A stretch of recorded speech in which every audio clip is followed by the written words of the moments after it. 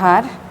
तो मैं दिल्ली जब गई थी तो वहाँ मैं सीतावा दीदी से मिली, जिनको देवदासी प्रथा के खात्मे के लिए काम करने के लिए पद्मश्री अवार्ड भी मिला है। और वो मास नामक एक संस्था चला रही हैं जो कि 3000 देवदासी महिलाओं के द्वारा ही चलाया जा रहा है। और जिन महिलाओं को देवदासी बना करके जिनका शोषण किया गया था एक सिस्टम के तहत, उन लोगों के लिए ही ये संस्था काम करती है। और ये बहुत ही प्रेरणा मिली मुझे उनसे, और मुझे ये ख्याल आया कि क्यों नहीं झारखंड की महिलाएं, जिन लोग मानव तस्करी से प्रभावित हुई हैं और सर्वाइवर्स हैं, जिन लोगों को विचक्राफ्ट से कभी प्रभावित होना पड़ा है, वैसी महिलाओं का भी एक संगठन बना के हम लोग काम करें। लेकिन ये अपने आप में एक चुनौतीपूर्ण होगा, क्योंकि हमारे यहाँ की महिलाएं अपने नेतृत्व के लिए और अपना काम करने के लिए आगे नहीं आती हैं। लेकिन फिर भी ये स्टोरी मैं इसलिए दिखा रही हूँ कि इस तरह के काम महिलाएं जब अपने क्या बोलते हैं, अपने कॉज के लिए, अपने जो मुद्दे हैं उसके लिए करने लगेंगी तो वो इस तरह से दिखता है। देखिए,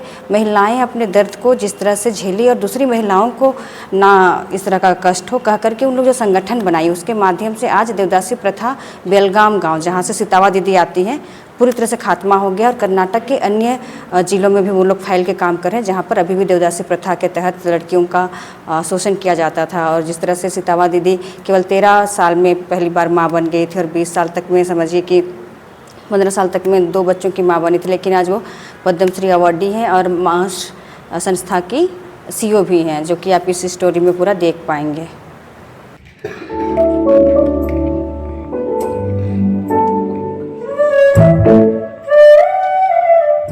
ನಮ್ಮ ಮೇಲೆ ಒಳ್ಳೆ ಒಂದು ಇಂಪ್ಯಾಕ್ಟ್ ಹೇಳ್ಬೇಕಂತಂದ್ರೆ ನಮ್ದು ದೇವದಾಸಿ ಪದ್ಧತಿ ನಮ್ಮ ಬೆಳಗಾವಿ ಜಿಲ್ಲಾದಾಗ ಇರ್ಬೇಕಂತಂದಿತ್ತು, ಅದು ಸಂಪೂರ್ಣ ಆಗಿರ್ತೈತಿ. ನಮ್ಮ ಬಡತನ ರೇಖೆಯಲ್ಲಿರುವಂಥ ಜನರಿಗೆ ನಾವು ಕೆಲಸ ಮಾಡಬೇಕು.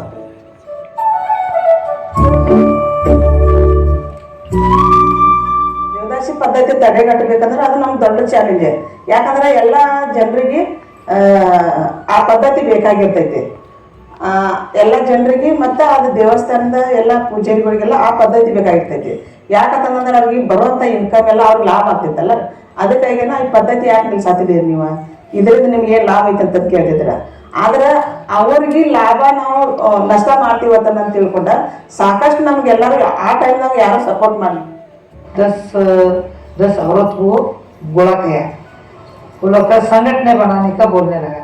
एंड वो क्या करने लगा, जस्ती हमारे पास ही आने लगा है। वो आने से हम क्या बोला उनको, क्यों हमको सताने लगा है तुम लोग, हमको नहीं सताओ तुम, भाई तुमको अच्छे करता है, हम लोग का तुमको खराब नहीं करता, अच्छे का वास्ते करता, शांता, तुम गुस्सा मत करो करके हमको बोल रहे। ऐसा ऐसा बोलने से संगठन बनाया, संगठन बनाने से हम कुछ निर्णय किया। हमारा गांव में 10-20 जन को ऊपर हमारे को निर्णय कर किया। वो करने के बाद ऐसा ऐसा हम लोग काम करते। ನನಗೆ ದೇವದಾಸಿ बिट्टू ना हाथ लगातार यहाँ पर कम कर रहे हैं कि उनको अच्छी एक पालन पोषण मिले, और जो तकलीफ उनकी माँ को हुई थी तो वो वहाँ पर वो स्ट्रगल ना करे। तो उसकी मुहिम में हम लगातार 27 ईयर से मास यहाँ पर काम कर रहा है। मेरी माँ भी एक देवदासी महिला है, मैं देवदासी का एक लड़की हूँ, इसलिए मैं एक 2012 में मैं मास में ज्वाइन हुई। उससे पहले मैं एक कंप्यूटर सेंटर में कंप्यूटर टीचिंग करती थी। मैं पहला मास में कंप्यूटर का ट्रेनिंग ली थी, उधर से मैं कंप्यूटर मालूम हुआ मुझे मास से ही। मास में कंप्यूटर ट्रेनिंग ली थी, इसलिए मैं उधर ही काम करने के लिए मुझे एक मिला है, रास्ता मिला है। जैसे कि मास का एक पता है कि जो महिलाएं यहाँ पर वर्क करने के लिए आते हैं, तो देवदासी महिलाएं और उनके बच्चे और जो दलित कम्युनिटी के हैं, तो वही महिलाओं को मैक्सिमम यहाँ पर अपॉर्चुनिटी दी जाती है काम करने के लिए।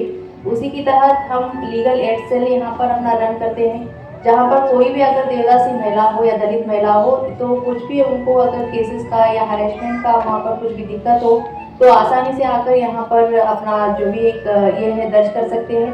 काउंसलिंग के ज़रिए से हम सॉल्व करने की कोशिश करते हैं, क्योंकि जैसे KDP एक्ट में हमने बताया कि देवदासी सिस्टम वहाँ पर इस एक्ट के तहत मना है करना, तो वो KDP एक्ट के बारे में भी हमने पूरा लगातार एक अवेयरनेस दी है इन महिलाओं के लिए। और उसी की तरह 2018 में children marriage incentive amount government की तरफ से सैंक्शन करवाया। अगर देवदासी बच्चों की शादी होती है तो लड़की की शादी हुई तो 5 लाख रुपीस और लड़के की होती है तो 3 lakh rupees as a incentive amount government की तरफ से उन बच्चों को मिल पा रहा है। मेन हमारा जो हर एक देवदासी का महिला का सपना था कि अपना खुद का एक ऑफिस बने और वो 2023 में साकार हो पाया, क्योंकि देवदासी महिलाएं जो भी हमारे देवदासी महिलाएं हैं तो मास संस्था को अपना मायका समझती है, क्योंकि उनके पेरेंट्स उनको परवाह नहीं करते थे, लेकिन जो भी तकलीफ होती है तो वो मास को आकर हम समझाएंगे या बोलेंगे तो वो परेशानी हमसे दूर हो जाएगी। तो ये सोच उनके अंदर है, तो वो 2023 में साकार हो पाए।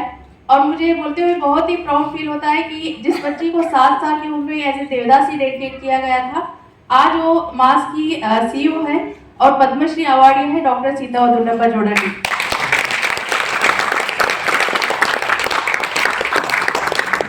Thank you so much Martha farewell team को, मास की टीम की तरफ से, क्योंकि 3877 देवदासी महिलाएं मास में मेंबर है। अगर आप हर एक की स्टोरी सुनेंगे तो हर एक की अलग अलग स्टोरी है, अलग अलग कहानी है।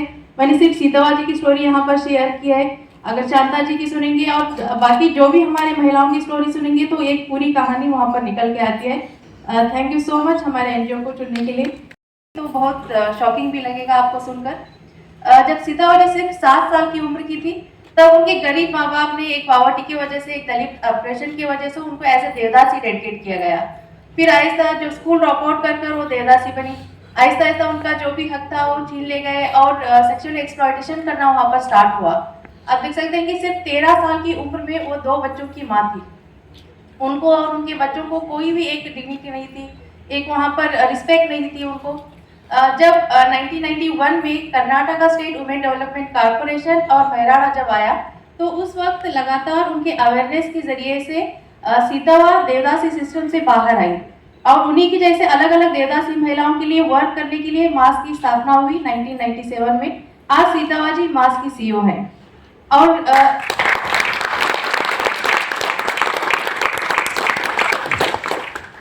मास यहाँ पर वुमेन एम्पावरमेंट के बारे में अवेयरनेस, एजुकेशन, लाइवलीहुड और हेल्थ के बारे में यहाँ पर वर्क कर रहे हैं, क्योंकि अवेयरनेस बहुत ही ज़रूरी है। क्योंकि देवदासी सिस्टम क्यों गलत है, ये सिस्टम भी दलित लोग ही क्यों है, क्योंकि हर एक परेशानी हर एक कम्युनिटी में रहती है, लेकिन देवदासी कोई भी वहाँ पर डेडिकेट नहीं करता।